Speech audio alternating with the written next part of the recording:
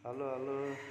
अब हामी चाहिँ नेपालबाट आएको हो, सँगै आएको हो। अब हाम्रो त 2 महिनाको अनुभव सेयर गर्ने हो। हाम्रो साथी भान्जा छ होइन, भान्जासँग हाम्रो कुराकानी गर्नेछु होइन।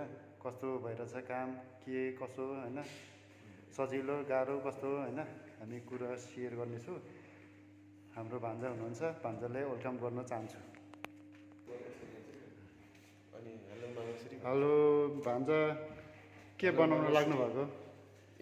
मैले हजुर। मैले सबै मिक्स छु, मैले बनाएर त्यहाँ राखिसकेँ हाम्रो राइस हजुर, कुकरमा। भान्जाले राख्नु भएको छ राइस कुकरमा। अनि त्यसपछि अरू त अब के भन्ने, सबै ठिक छ।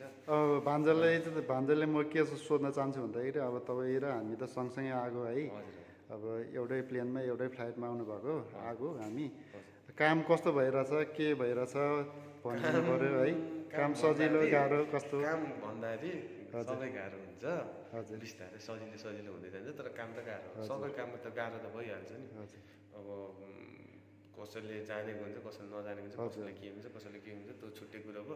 हजुर। आफ्नो अब बडी स्ट्रक्चर र आफ्नो अब त्यही अनुसार अब गाह्रो सजिलो भनिन्छ। उहाँले नेपालमा पहिले त्यही काम गर्नु भने हजुर। सजिलो भयो होला, उहाँ नेपालमा गर्नुभयो भने त्यही काम गाह्रो। सबै म- गाह्रो सजिलो भन्ने कुरा हुन्न, सबै हुन्छ। मलाई चाहिँ एउटा कुरो सोध्न मन लाग्यो कि भान्जा होइन। हजुर। अब नेपालमै दुःख गर्ने होइन, स्ट्रगल गर्नेले त सजिलै हुन्छ जस्तो लाग्छ होइन। अब नेपालमा हल्लिएर खानेलाई चाहिँ कस्तो फिल हुन्छ होला जस्तो सोध्छु कि म चाहिँ। केही भन्न चाहनुहुन्छ तपाईँले त्यस्तो कुरामा? नेपालमा हल्लेर खाने त होइन, त्यस्तो त होइन। होइन, मैले भन्न खोजेको चाहिँ अब त्यस्तो हल्लिएर खाने होइन, बाउआमाले अलिकति ठगेर खाने त्यस्तोहरू त फर्स्टचोटि यस्तो काम गर्नु पऱ्यो भने त कस्तो हुन्छ होला भन्ने कि त्यस्तो कुरा चाहिँ मेरो चाहिँ। त्यस्तो त कहाँ ठगेर खाँदैन हो, पाल्ने बाबुआमाले चाहिँ हो।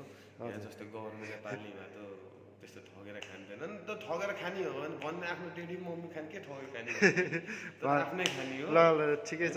भान्जाको नेपालको घर चाहिँ कहाँनिर भनिदिनु पऱ्यो ल। मेरो चाहिँ बुटोल भन्दा नि बुटोल भन्छ नि, खास हाम्रो चाहिँ तिलोत्तमा पर्छ, तिलोत्तमा सिटी।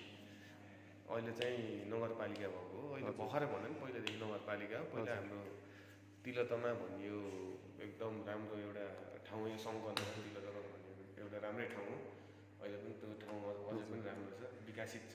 हजुर। बुटोल अब तपाईँलाई थाहा होला, अब जताकतै बाटोहरू ठुल्ठुलो छन्, सबै ठिक छ नि त, हो कि होइन भन्नु? हस् हस्, त्यसको लागि तपाईँको अब कुराहरू राखिदिनु भएकोमा धन्यवाद है। हजुर। म चाहिँ अलिकति पत्रकार जस्तो बनेको चाहिँ मै मान्छे हो, हाम्रो भान्जा हो। भान्जा अब यहीँ आएर सँगै आएको।